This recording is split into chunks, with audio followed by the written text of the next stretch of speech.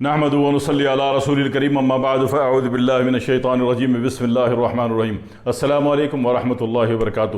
بے شمار احباب نے اور بہنوں نے بھی بیٹیوں نے بھی پوری دنیا سے کافی ممالک سے فرمایا انزائٹی کے بارے میں۔ یہ آج کل انزائٹی بہت زیادہ جب عدم استحکام کی کیفیت ہوتی ہے نا، حالات میں، ماحول میں، آپ کے انوائرمنٹ میں، آپ کے ارد گرد میں جہاں رہ رہے ہو اس علاقے میں، اس ملک میں، تو اس کے بھی ایک انزائٹی کی کیفیت ہوتی ہے۔ اور انزائٹی ویسے ان لوگوں کو ہوتی جو اللہ پہ توکل کم ہو، جو اللہ پہ ڈال دیتے ہیں نا، یار اللہ کرے گا اور اللہ اچھا ہی کرے گا، اللہ خیر ہی کرے گا، تو ان کو انزائٹی کچھ بھی نہیں ہوتی، کچھ نہیں ہوتی۔ کوئی دیکھا اللہ پہ توکل کرنے والا انزائٹی کی گولیاں کھاتا ہوا بلکہ ٹھونستا ہوا؟ کبھی بھی نہیں دیکھا ہو۔ سکون جتنے بھی اللہ والے ان کے چہرے جا کے دیکھو انتہائی پرسکون ہوتے ہیں۔ کیوں؟ اللہ پر ہوتا ہے بھئی اللہ نے کیا، اللہ کر رہا ہے اور اللہ کرے گا اور اللہ اچھا کرے گا۔ آپ نے کیا کرنا ہے؟ آپ نے آج اچھا کرنا ہے۔ لمحہ موجود، الکیمی کا بہت بڑا فلسفہ لمحہ موجود، جو آج کر رہے ہو بس یہ اچھا کر لو، کانسنٹریٹ ادھر کرو، نہ ماضی میں جاؤ نہ ڈپریشن میں پھنس جاؤ گے۔ ماضی کے دیو چڑیل اور جنات کا کیا نام ہے؟ ڈپریشن۔ مستقبل کے دیو جنات جادو چڑیل کا کیا نام ہے؟ انزائٹی۔ تو الکیمی نے کیا کہتا ہے؟ لمحہ موجود، جو ابھی کر رہے ہو یہ صحیح کر لو۔ اس کی پریکٹس اللہ نے کیسے کرائی تھی کہ نماز پڑھ رہے ہو تو جب کھڑے ہوئے ہو تو اپنی آنکھوں کو سجدہ کرنے والی جگہ پہ گاڑو، اتحیات میں آنکھوں کو گود میں گاڑو، ٹھیک ہے نا، رکوع میں پاؤں کے انگوٹھوں پہ نظروں کو گاڑو۔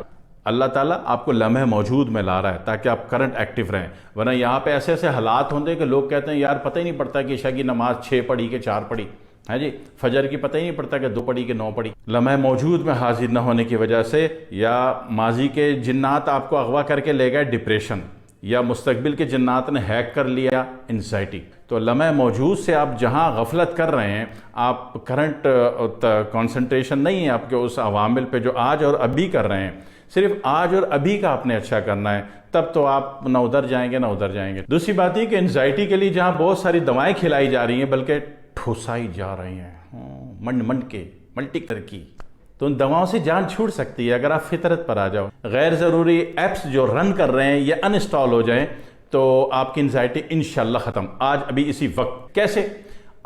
گراؤنڈ ارتھنگ کر لیں۔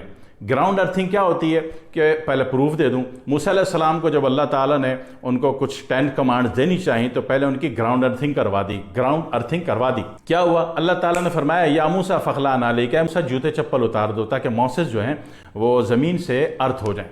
سارے پیغمبروں کو آپ دیکھو کہ کتنی بڑی چیز وہ لینے جاتے تھے، آپ اس کو نروان کہہ لیجئے، آپ اس کو گیان کہہ لیجئے، آپ اس کو وحی کہہ لیجئے، اللہ سے کلام کہہ لیجئے، اللہ تعالیٰ کی کچھ عطا کہہ لیجئے جو ان پر ہوتی تھی اور وہ لینے جاتے تھے۔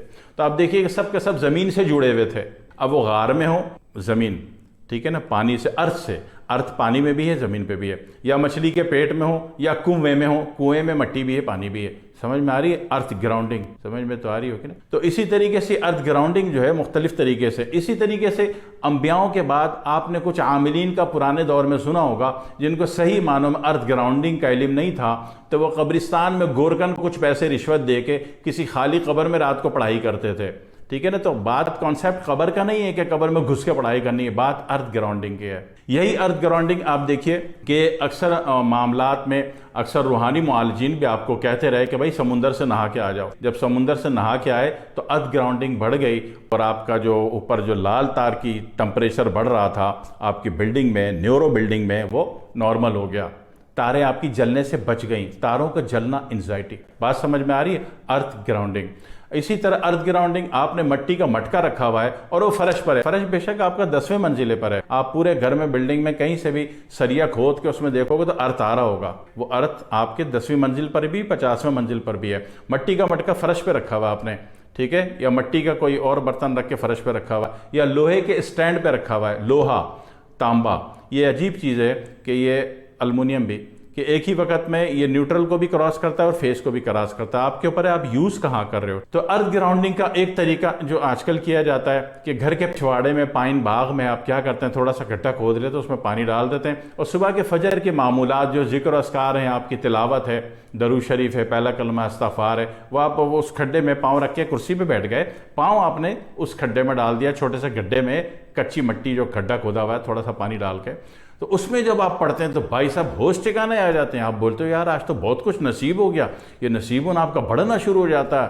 آپ کی ایک عجیب سی ایک پازیٹیوٹی آپ کی بڑھنی شروع ہو جاتی ہے. آپ کا شعور بڑھ جاتا ہے، آپ کی فراست بڑھ جاتی ہے، آپ کی حکمت بڑھ جاتی ہے.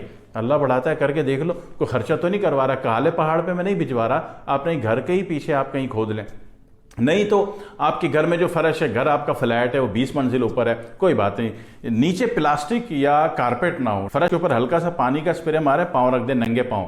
اب صبح کے معمولات پورے کرنے کی عادت ڈال لیں. بھائی صاحب ارتھ گراؤنڈنگ ہو گئی تو آپ کا انزائٹی کے جو تارے جل رہی ہیں ٹاپ فلور پہ، یہ جلنی بند ہو جائیں گی، آپ نارملاز ہو جائیں گے. اس سارے معاملات میں دوا کہیں بھی نہیں کھلوا رہا. حالانکہ دوا جہاں دنیا بناتی میں بھی بناتا ہوں. ایک خوراک میں بندے کی انزائٹی ختم، لیکن میں دوا پہ نہیں ڈال رہا، میں آسان فطرت پہ لا رہا ہوں آپ کو. تو یہ کر لیا. دوسری بات یہ کہ میڈیٹیشن، بس ارتھ گراؤنڈنگ اور میڈیٹیشن. میڈیٹیشن کیا ہے کہ آپ نے جناب علی جب یہی ارتھ گراؤنڈنگ کریں تو سامنے کسی بھی ایک نقطے پہ ایک کالا چنا چپکا کے اس پہ کوئی کالا نشان مارکر سے لگا لیں، کالے چنے، اس میں کنسنٹریٹ کر دیں. دماغ کو خالی کرنے کی کوشش کریں. اول تو ہوگا نہیں، کہنے کی بات ہے، ٹھیک ہے.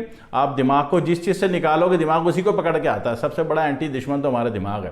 الٹی سوچے سجاتا رہتا ہے، خواہ مخواہ پہ پٹوا دیتا ہے بیچ میں اللہ میں بندے کو. تو اس میں کیا ہے کہ آپ نے صرف کنسنٹریٹ کرنا ہے. کتنا؟ ڈیلی 5 منٹ 10 منٹ کر لیں کنسنٹریٹ کسی بھی ایک چیز پر، یا آنکھ بند کر کے کرنا ہے تو دماغ میں نیلی بتی جل رہی ہے، آپ کی جو نائٹ بلب ہوتا ہے ننا وڈا 3 انچ کا، وہ جل رہا ہے دماغ میں، اس پہ کنسنٹریٹ کریں. اور میڈیٹیشن کا جہاں بہت سارے طریقے ہیں، وہاں ایک بہترین طریقہ یہ ہے کہ اپنی سانسوں پر پہرا دیں. سانسوں پر پہرا دیں.